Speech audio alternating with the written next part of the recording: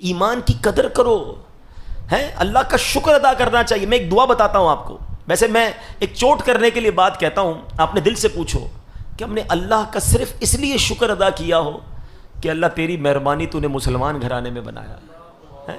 ہم میں سے بہت ساری شکوے ہیں، پیسے نہیں دیے، یا اللہ گاڑی نہیں ملی، بنگلہ نہیں ملا، کاروبار نہیں ملا، ارے سب مل جاتا، اگر ایمان نہ ملتا تو میں کدھر جاتا؟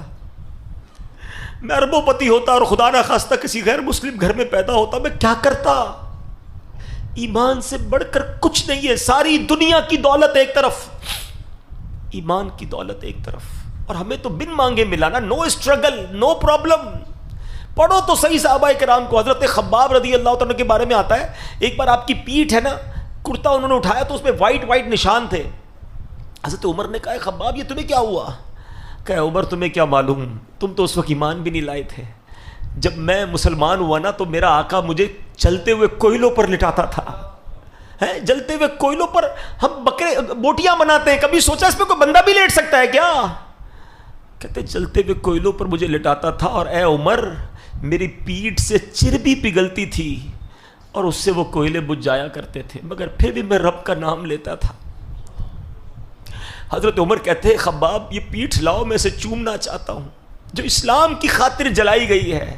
کیا تکلیف ملی ہے مجھے اور آپ کو ایمان لانے پر؟ کیا پرابلم آئی ہے مجھے اور آپ کو ایمان لانے پر؟ مگر وہ مار کھا کر بھی نماز پڑھتے تھے، ہم اے سی میں اور پنکھوں میں بھی نماز نہیں پڑھتے۔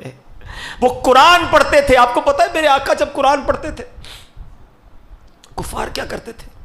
اور ان لڑکے رکھے ہوئے تھے کہ نبی پاک قرآن پڑھے تو تم شور مچانا، تم تالیاں بجانا، تم یہ کہنا معاذ اللہ یہ جھوٹا ہے، اس کی بات نہ سنو۔ ان کو ڈر تھا کہ ان کی تلاوت لوگ سن لیں گے تو ایمان لے آئیں گے۔ قرآن اللہ کے حبیب پڑھتے تھے، وہ لوگوں کو سننے نہیں دیتے تھے۔ اگر آج ہمارے گھروں میں قرآن موجود ہے، ہم قرآن نہیں پڑھتے۔ We have to answer for those all things۔ کبھی کہیں تو جواب دینا پڑے گا نا کہ یار وہ لوگ مار کھا کر عبادت کرتے تھے اور ہمیں سب چیزیں میسر ہیں، مسجدیں ہماری گلیوں میں ہیں، اذانیں ہمارے پاس ہو رہی ہیں، مگر ہمارے پاس نماز پڑھنے کا ٹائم نہیں، مسجد میں جانے کا ٹائم نہیں، قرآن کھولنے کا ٹائم نہیں۔ پھر سب سے بڑی بات یہ کہ ایمان کی قدر تو کرو نا یار، اتنا آسانی سے مل گیا تو قدر ہی ختم ہو گئی۔ آج کسی کو احساس ہی نہیں ہے۔ آپ کو پتہ ہے اللہ کے حبیب علیہ الصلوۃ والسلام یہ دعا کیا کرتے تھے، یا مقلب القلوب ثبت قلبی علی دینک، اے دلوں کو پھیرنے والے میرے دل کو اپنے دین پر ثابت قدمی عطا فرما۔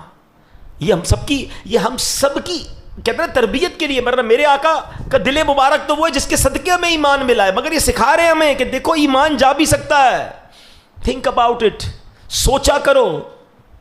ہاں ایمان مل گیا بہت اچھی بات ہے، مگر یہ ایمان سلامت رہے گا قیامت تک، مرتے تک یہ پتہ نہیں ہے۔ ساری زندگی نمازیں پڑھی، روزے رکھے، حج کیے، اور اگر ایمان پر خاتمہ نہیں ہوا نا، نل اینڈ وائڈ سب ختم ہو جائے گا۔ سب سے مین چیز ایمان ہے، مگر ہم میں سے شاید کوئی ہوگا جس کو ایمان کی فکر ہوتی ہوگی کہ ایمان بھی بچ جائے، یا اللہ ایمان سلامت لے کے جاؤں۔